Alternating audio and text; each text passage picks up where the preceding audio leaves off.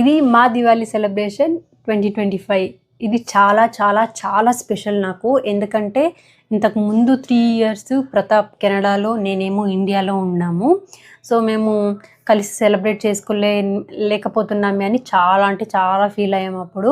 So ఇప్పుడైతే నేను కూడా కెనడాలో ఉన్నాను కాబట్టి మేము కలిసి సెలబ్రేట్ చేసుకుంటున్నాము ఈ దివాళీని. ఫుడ్ అంతా ప్రిపేర్ చేసేసాను. దాని తర్వాత పూజకి ప్రిపరేషన్ చేసుకొని దాని తర్వాత నేను రెడీ అయ్యాను అన్నమాట.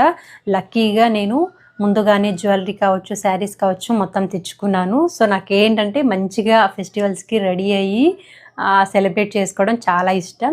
సో దాని తర్వాత రెడీ అయిపోయి ఈవినింగ్ సెలబ్రేట్ చేసాం దివాళీ. మా బిల్డింగ్లో చాలామంది తెలుగు పీపుల్సే ఉంటారన్నమాట. అంటే మా ఆయన ఫ్రెండ్స్ కూడా చాలామంది తెలుగు వాళ్ళే. సో వాళ్ళని కూడా పిలిచి, ఎందుకంటే మన ఇండియన్స్ మన ఫెస్టివల్స్ని చాలా చాలా మిస్ అవుతాం. అందుకే వాళ్ళని కూడా ఇన్వైట్ చేసి డిన్నర్ ప్లాన్ చేసి డిన్నర్ చేసేసి సెలబ్రేట్ చేసుకున్నాం అన్నమాట. ఇక్కడ మెయిన్ ఏంటంటే క్రాకర్స్కి అలో ఉండదు. మేబీ ఓన్ ప్రాపర్టీస్ అయితే మనం చేసుకోవచ్చు, ఇలా పబ్లిక్ ప్రాపర్టీస్లో ఎక్కడ అలో ఉండదన్నమాట.